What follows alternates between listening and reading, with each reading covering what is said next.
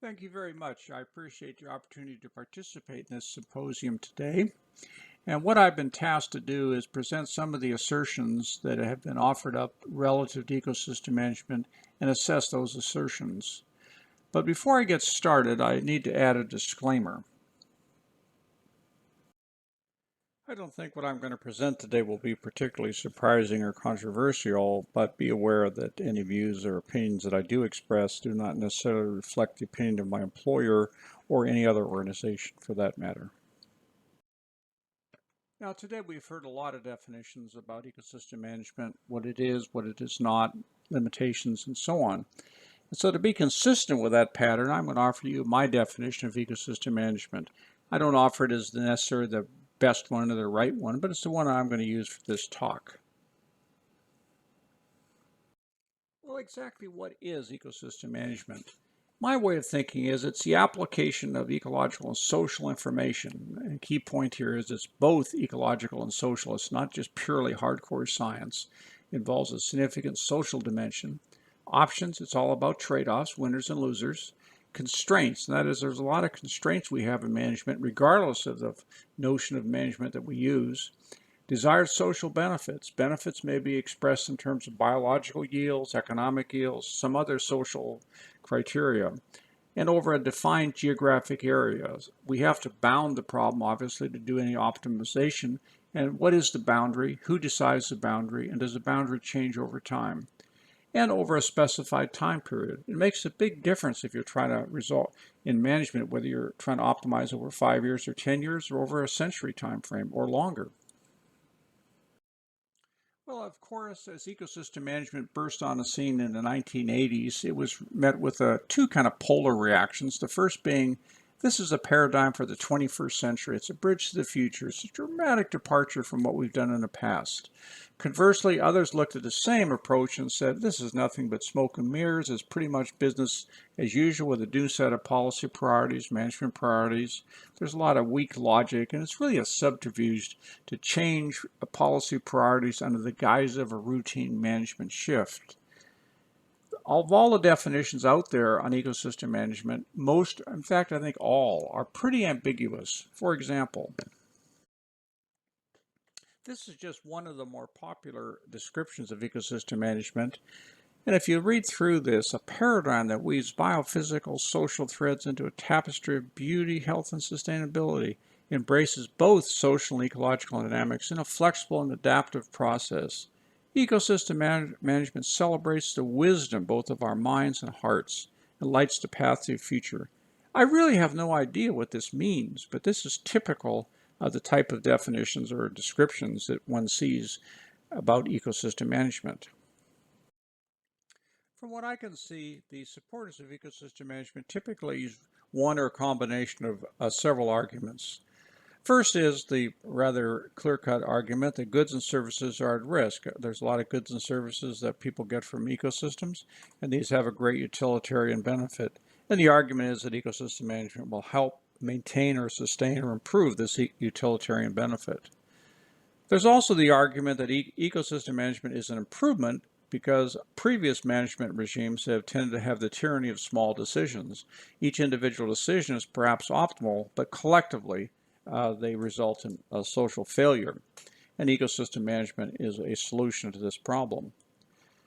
Another argument that supporters often make that it's more democratic. It gets values of people out there, not necessarily through government organizations or large non-governmental organizations, but it's more democratic, more open. It includes real people, not people who work for organizations, either government or non-governmental, or private for that matter. There's also a moral imperative, the argument goes, is because ecosystem management will help species protection. After all, some folks argue that there's a moral requirement to protect species from extinction or decline, and the ecosystem management will help assure this. Other arguments that supporters use is there's a kind of a biotic egalitarianism here. It's beyond the speciesism that humans are basically the dominant species, and optimization ought to be optimized for human benefit, whether that be monetary dollars or cost or other benefits, but the criteria is what is of value to humans. But there's many detractors, and some of the detractors make arguments like this. Well, conversely, the detractors have a number of arguments that are similar but come to very different conclusions. The first is that the whole concept of ecosystem is really faulty. And it's also, not only is it faulty, it's policy irrelevant. Secondly, that the process of ecosystem management essentially, regardless of the rhetoric, is essentially elitist. That is, it delegates decisions to technocrats, usually scientists and other bureaucrats who essentially will determine the values that win out, not the general public, but rather particular interest groups. It's also an evolutionary decision approach, not a revolutionary one. It really solidifies the status quo. Essentially, their argument goes is it's new words for old ideas, but fundamentally the only thing that's differing here is perhaps the values, the goals of management have changed or evolved. It's also, some people argue, detractors, that it's a religious vision. It's counter to most people's views. It's really a closet approach to implement a so-called environmentalist worldview rather than the values and priorities of the general public. Other critics say fundamentally there's unacceptable tenets here, and the unacceptable tenets that the public wouldn't really accept if they were understood are hidden behind buzzwords, words that sound great, but they have no real meaning in practice. They're really hidden messages or hidden decisions. Well, finally, what is this debate really about? I mean, we can talk a lot about esoteric arguments and so forth, but fundamentally, what are people contending here? As I look at the debates over ecosystem management, I'm struck by two things. First, the key tenets are fundamentally merely assertions. There's really no justification scientifically for making these assertions. Secondly, ecosystem management does not necessarily reflect consensus values or preferences. This is an area that affects all notions of natural resource management, environmental management, and it's just buried in ecosystem management in words that sound great, but they really have no functional meaning. Thus, some of the assertions that are oftentimes offered up in ecosystem management are radically contested. That is, there really is very little support for those assertions, and they may be true, but we really don't know. Now, to illustrate my point, I'm going to offer two examples.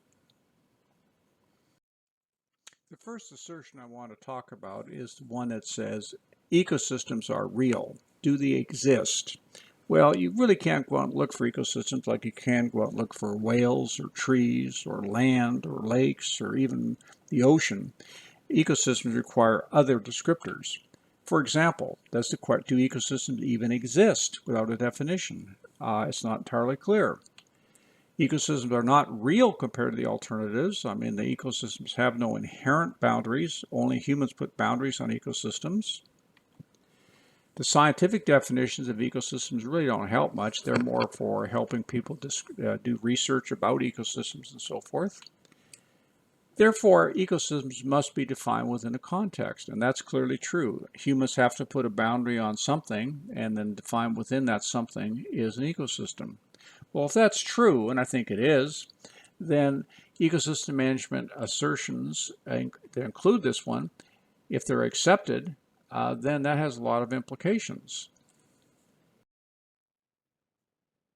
And the so what results in the policy corollary that ecosystems can and should be managed. This really is an assertion. It's not really a science issue. It's really just a value judgment. For example, who defines the ecosystem, the problem, if you will, of concern? And that is the person or organization or individuals who define the problem largely constrain the type of answer that will come out. Secondly, who allocates the benefits, costs, and risks? Somebody has got to figure out, in essence, who wins and who loses with all the different policy options. Who is that person or group? Is this going to be government, the private sector, individuals, certain groups like scientists, or perhaps others? And don't expect scientists to define ecosystems. After all, scientists really are working in an area that is policy neutral. They can't really define what the policy problem is. You have to look for other sources of political resolution of this question. And that leads to the result of the so-called problem shed aspect of policy analysis. And that is basically this whole issue of ecosystem management is defined by how you define the problem, who defines the problem, what's the boundaries of the problem, and who has responsibility for doing that.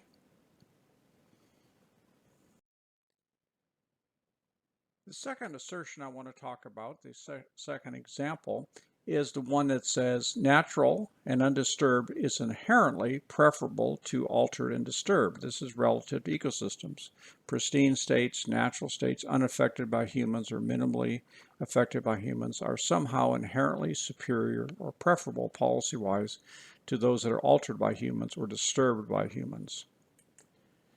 Now, the assumption here is this assertion essentially is predicated on the assumption that natural conditions of ecosystems are good, and those that are altered, those ecosystems that are altered in some way, are fundamentally bad. The implication of this is when you talk about human activities and human effects, they are by definition adverse, and that is they are a bad event. And then adverse is thus a preference. Adverse really has no scientific meaning. A change in ecosystem can either be good or bad, adverse or not, depending on a person's or organization's values, not scientific information. So this is fundamentally a question of policy preference, not a scientific determination. Well, if this assertion is accepted in ecosystem management, then there's a logical corollary. The policy corollary to assertion 2 is that native species, those species that are found in an area, originally at least, are inherently more important than those species that have been introduced or got there on their own effort. And therefore, biological diversity, native biological diversity, just should not be reduced just as a first principle. Now, this is implicit in most formulations of an ecosystem management. It may not be explicitly stated, but it is an implicit assumption that biological diversity should not be reduced and native species should be given preference over non-native species. Well, why is it that native species are more important than exotic species? That's a political call, a value judgment. So it's not a scientific one. Certainly, native species can operate ecologically very different than non-native species, but they're not better or worse until a value judgment is applied. And that value judgment doesn't come from science, that comes from policy, either the public or elected officials or laws or legislative policy. But what is exactly meant by biological diversity? Is it the totality of all species or just the native species? This is not really a scientific determination, this is a political call. Science will not answer any of these questions. It can help clarify the options and implications of the various choices, but at the end of the day, these are policy or political calls, not scientific determinations. So, in summary here, native versus exotic, native versus native species versus non-native species, and which is better, is purely a societal choice, not a scientific one. Now, I'd be remiss if I didn't talk for a bit about the external forces that affect ecosystem management or any other management paradigm that someone might consider. This is not unique to ecosystem management. It's very broadly relevant to those of us who work in management. First is human population growth, or declines for that matter. These tend to limit decision options that we have in natural resource management. Obviously, the demands of human population for everything, food, places to live, water, recreational opportunity, highway construction, airports, schools, everything that humans do has an effect on some ecosystems. And this really tends to put some constraints on the options that managers, natural resource managers, have. Second example, just to give a specific one, is food that comes from agriculture. You know, surprise, surprise, people want to eat. So there's tremendous pressure between providing a sustainable flow of food versus preservation of ecosystems. A lot of ecosystem management advocates tend to be very preservationist in their worldview, and that's perfectly fine, except one of the trade-offs is there you still have to produce food, or your proposed management strategy is not going to get very far. Another aspect is the distributional issue that's real, and that is this can affect both within a state, a country, within the world, and that is people have conflicting views, and what is done in one particular area or one particular country can very much affect elsewhere. And you just have to recognize this in natural resource management generally, is you don't really work in isolation. There's a lot of constraints on your management choices. So let's look just briefly and wrap up with the future of ecosystem management. Here are really two management realities. The first is, as I listen to a lot of descriptions of ecosystem management, they tend to come across on the view that natural ecosystems in their unaltered state is desirable, and ecosystem management tends to be talked about as preserving areas like this, pristine, unaffected by humans. But once you get into natural resource management or ecosystem management, more specifically, the reality of life is this is all about trade-offs. And this slide probably more accurately reflects the competing views that people have about how natural resources, how ecosystems ought to be managed. There is no right way with these kinds of choices. At the end of the day, it's really implementing what the public wants, what policymakers want, what the laws say. That's really ecosystem management or any of the other competing management paradigms. My final message is that there's a lot of embedded assumptions in the notion of ecosystem management. And as you listen to or read descriptions of what ecosystem management is or is purported to be, I would be very careful that you try to make an effort to get behind some of the words and determine exactly what's being implied. Thank you.